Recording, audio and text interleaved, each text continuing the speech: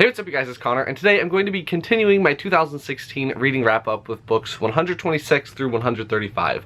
I have not done a wrap-up in quite some time, so I have a lot of books to cover, so let's just get started. So the 126th thing that I've read in 2016 is going to be The Peculiar Case of the Blue Heart by Lauren DeStefano. I was sent this book by Bloomsbury in exchange for possibly reviewing it and just to show it on my channel. And I have done a book review on this, so I'll leave that up in the card symbol and you can check that out. But it follows two outcasts. They live in an orphanage and the other kids don't really like them as much. And when Mary Beth ends up being possessed, it's Lionel's job to fix her and figure out how to return her back to normal. I ended up really enjoying it. I think I gave it 3.5 or 4 stars or something like that.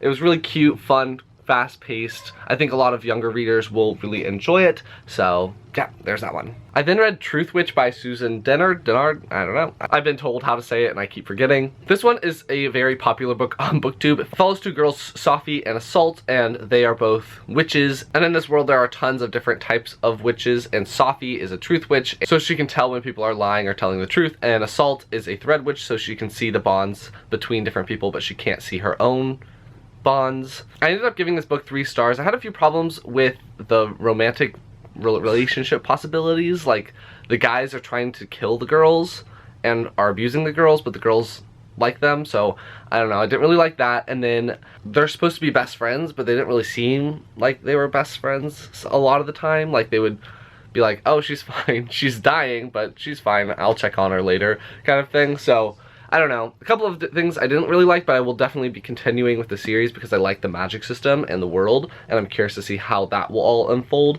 But just for this first one, I think it was not as good as the potential for the rest of the series to be. The next book I read is the Eureka Key, which is the first book in the Secrets of the Seven series by Sarah L.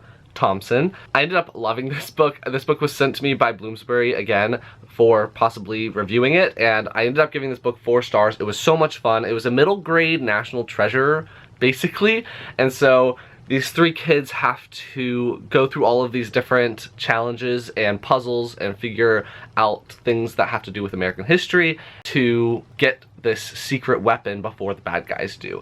I'm definitely excited to continue with the series. I have an arc of the second one, so I'll definitely be reading that one before it comes out, but this one was so much fun. I definitely recommend it for middle grade readers who have been wanting to get more into some obscure American history stuff, because I definitely learned a lot from this book as well, and I looked up all of the things that I was like, I didn't know about that, and those are all true. So yeah, you'll learn a lot by reading this book as well. I did a book review for this, so I'll leave that in the card symbol and you can check it out. I then read Hunters of Chaos by Crystal Velasquez.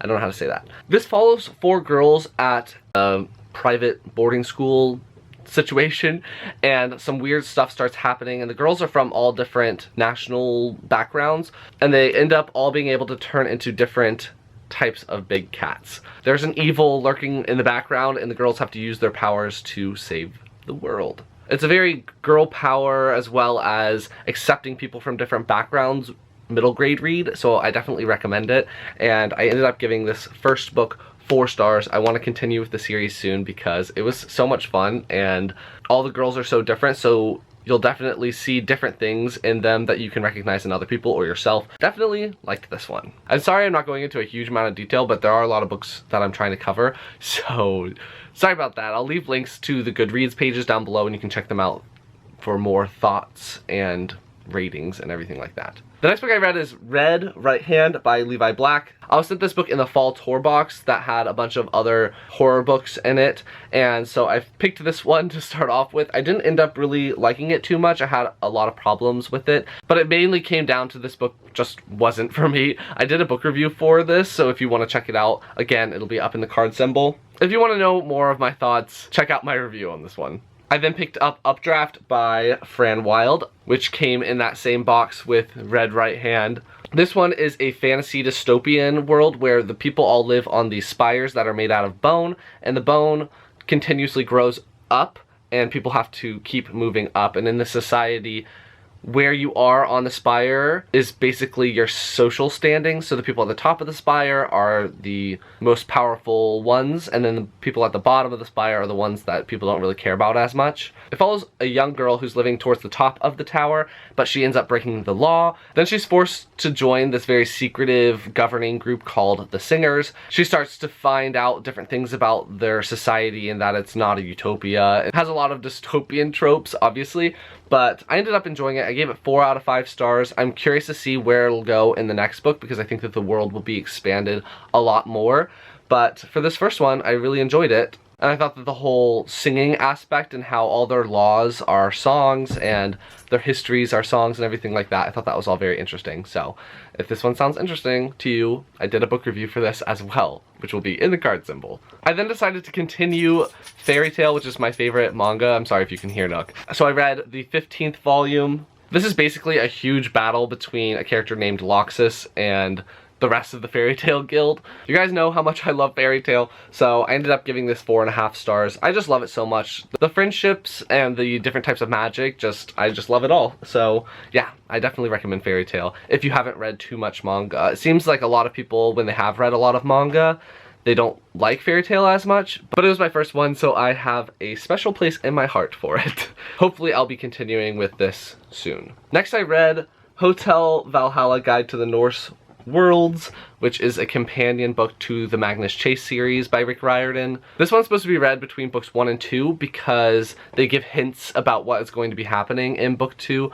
Obviously, book 2's title tells you what it's about. It's about the Hammer of Thor, but in this one you get little hints about different things that are going to be happening in that book. It has little invitations and charts and interviews between gods and everything like that. It doesn't give you a whole lot of information that you didn't know already if you read the first book, but it was a nice refresher so that I could get all the gods straight in my mind before jumping into book 2, which I will be doing soon. I ended up giving this companion book 4 stars. The 134th thing that I read in 2016 is Britt-Marie Was Here by Fredrik Backman. I have done a book review on this as well, again up in the card symbol if I can fit all of these in the card symbol. This one follows a character that was in My Grandmother Asked Me to Tell You She's Sorry by Fredrik Backman, and it follows her, Britt-Marie, after the events of My Grandmother Asked Me to Tell You She's Sorry. So I definitely recommend reading that one first. It's not necessary. You'll be able to enjoy this one just fine, but I do think that you love Britt-Marie a little bit more if you have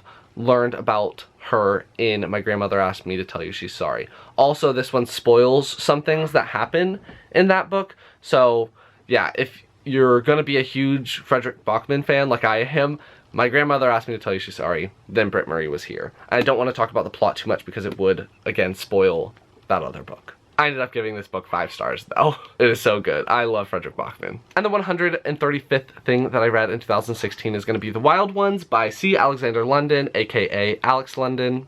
This one follows a raccoon who at the beginning of the book is orphaned, and he has to make his way into the city and figure out these mysterious things that his parents were up to before they ended up passing away. It's definitely very, very fun. I was mainly interested in this book because I saw Alex London talking about how to do animals in books and how you have to balance making them human enough to be relatable, but animal enough that they actually do seem like the animals that they're supposed to be. And one of the things that I thought was awesome in this book was the fact that the animals are talked about, like they talk about doing this hand motion a lot, and so you see like rodents and stuff do that hand motion or paw motion, I guess technically.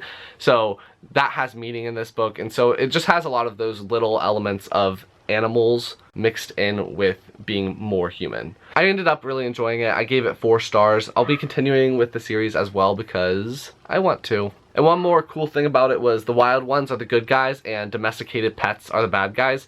So it was fun to see that dynamic because usually in books it's the pet that people are rooting for and everything like that. I'm thinking about like Homeward Bound and stuff like that, where you want the pet to be the winner and you're rooting for him, but in this one you're rooting for the wild ones. So that's going to be the next 10 things that I read in 2016. Let me know down in the comments what you've been reading recently. Have you read any of these books? What were your thoughts? Again, I'll leave all the links to my reviews and the pages of the books that I didn't review. They're Goodreads pages down below, and you can check all of that out. If you like this video, please give it a big thumbs up, and I will talk to you guys next time.